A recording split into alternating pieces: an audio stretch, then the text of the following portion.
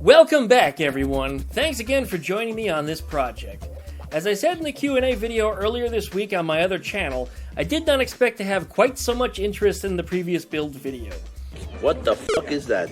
I've included a link above and in the video description, and if you'd like to watch it and see how this project began. Well, people from all over have reached out to me, and a few local friends even came to see it that normally don't care about my projects.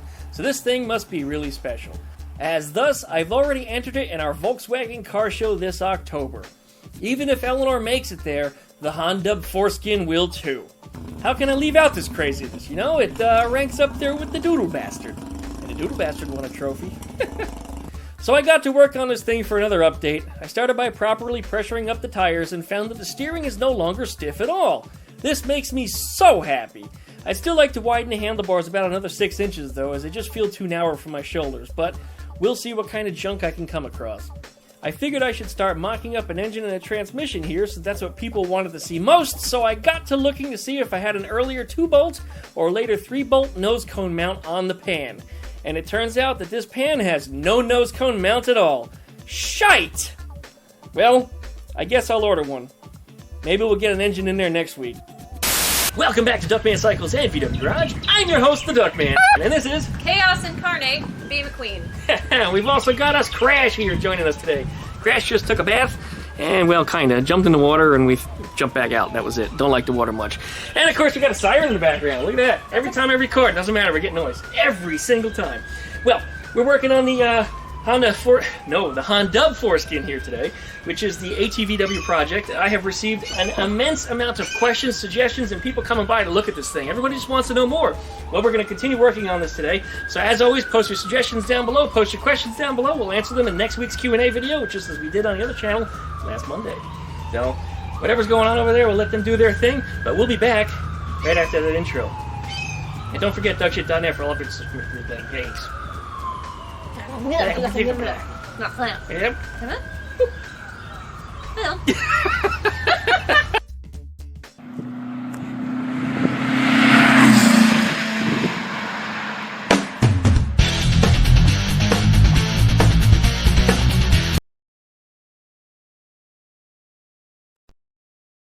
And like always, whenever I'm on a roll and trying to get things done, guess what happens?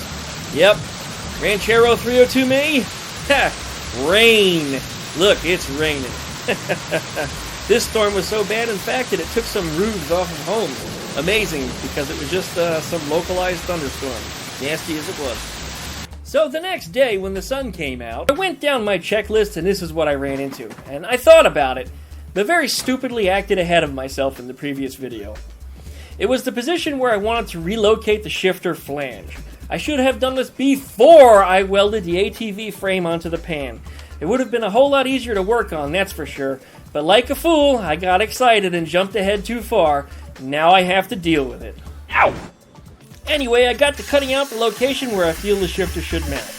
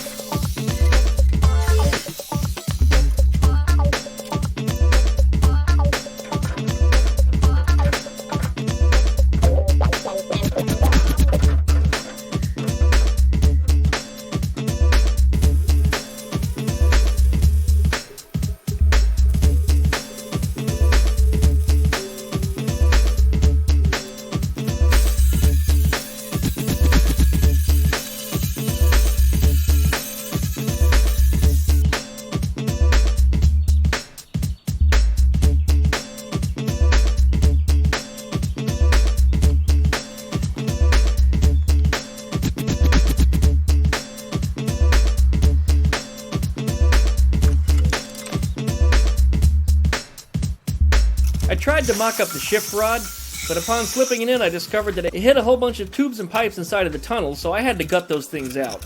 It's again something that I probably should have thought ahead when I had the pan cut in half, but, well, I didn't think that stuff was going to interfere with me because I wasn't going to be running anything on the inside of the tunnel anyway.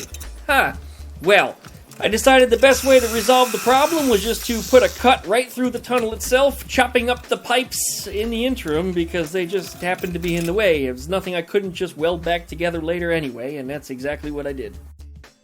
I wanted to use an original shifter shaft that came out of this pan. It was a damn rusty mess and not something I would ordinarily put into a restored Beetle, but for this project, I think we'll be staying consistent with the junk theme and cut this one short. This is not the first time I shortened a shifter shaft. I did it for Rob's sandrail some years ago when I converted his automatic sandrail to a 6-rib manual bus transmission. Everything fit well into the buggy with some custom mounts, but the shifter shaft that I used was entirely too long. The seating position in that car is rather far to the rear, akin to sitting in the back seat of a Volkswagen Beetle. Anyway, that turned out really well, and he enjoyed it. Rob moved to Rhode Island from Florida a number of years ago and brought it with him. While he was up there, he needed some money and sold it. Recently, one of my fans was asking me for some help with their sandrail and sent me some pictures. Lo and behold, it was the same one. Small world, I guess. Well, Rob lives down here now, and he's the guy with all the Jeeps. You'll be seeing some more of him down the road in some of my future videos. But back to the foreskin. After this shifter flange gets put in place, I will probably put an extra long bus shifter in there, formed to shape what works well with this setup. I think Gregory's old junk shifter is calling my name if I can only find what box I put it in. Go figure. I learned that a bus shifter will also fit a Beetle from VWJAWBREAKER. You guys should subscribe to him. People told him it wouldn't work, and I love those people. But it's something he decided he should try anyway. Needless to say, it worked great.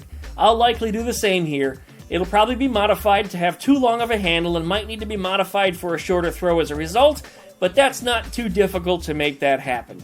The weight bias of this thing will probably be similar to a Volkswagen Beetle, but it'll have a lot more leverage to lift the front end due to the newfound shortness of this modified Volkswagen pan. But think about it. A Trike has a lighter motorcycle front end than all of the Volkswagen stuff that I used here, and they only have one wheel, yet they don't do any accidental crazy wheelies. I think that this should ride just fine. You want to know what does crazy wheelies yet still is super rideable? Yeah, the DoodleBastard. Well, I wasn't so concerned with wheelies as are so many other people. The oil pump serves as a great wheelie bar and should work out just fine, right? But I wanted some weight bias to the front so I don't experience the typical VW light front end understeer.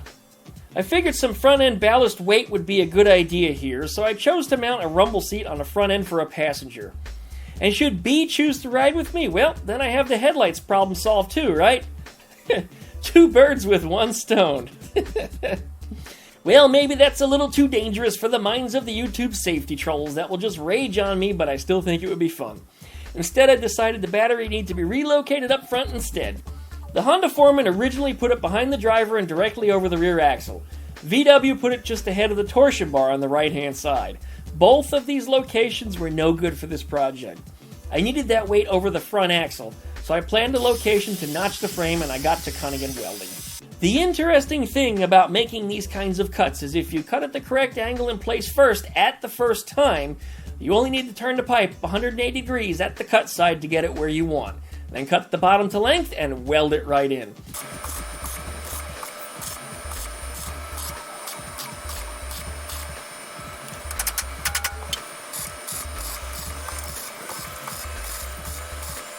Perfect battery location.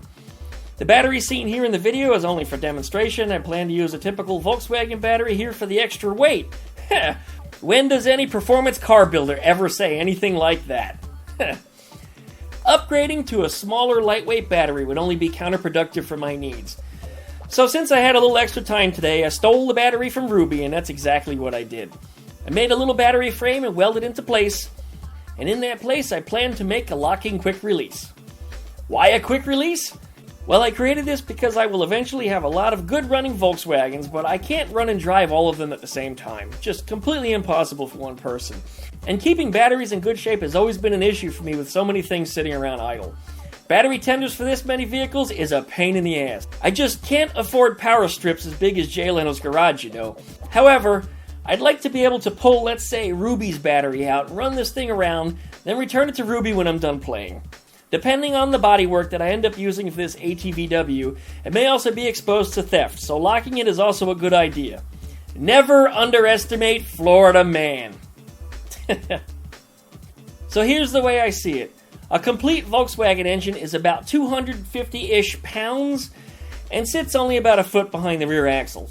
The size 48 battery that an air-cooled Volkswagen utilizes is about 40 pounds. But in this case, it will be more than 4 feet ahead of the rear axle. So doing the math just for the battery, it would need 160 foot-pounds of additional force to lift the front end. There are more forces acting here, but it should make it clear that I'm really more concerned about gripping the corners rather than wheelies, as that's what's important to me. My air-cooled VWs always seem to have understeer issues, especially when the gas tank was getting low or the spare tire was out of the trunk. During spirited driving, the steering wheel would be at full lock, with the front tires howling and it would barely turn at all. But if you let go of the gas pedal, that's when you encounter the lift-off oversteer that plagues so many early Porsches and Tatras.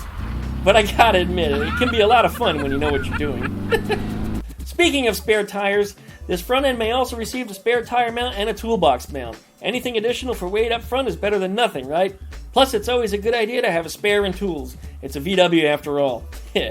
Well, it started to get dark, and the welding wire spool inside my welder decided to crumble and collapse, so I'm not going to get any more welding done, so I guess it's about time I should wrap up this video. Fuck. Alright, thank you. Oh, I'm sorry, I was too loud. I scared you. Alright, well, thank you everybody for joining us here on Duckman Cycles of VW Garage. We're working on the ATVW, making huge progress, because goal number 5 in our guidelines was get this thing done as fast as possible. So that means we're going to be cutting some corners, we're going to be not finishing some stuff, and get to it later in our phase B, which is where we do bug fixes and upgrades. But for the time being, it's getting this thing running and driving, because that's what people want to see. So that's what we're working on. We're getting there. We're getting there. We're making our progress. Any questions at all today? Anything you'd like to comment on? No. No? Well, I guess that's it for now, then. Please like, comment, and subscribe. Don't forget to pluck those dinglebellies. That way you get updates every time I upload a video. And check out duckshit.net for all of our different social media links. You'll find our Facebooks, our Instagrams, our Tweeters. Things my parents would not be proud of. My tweeter. Thanks for watching, everybody. We'll see you next time.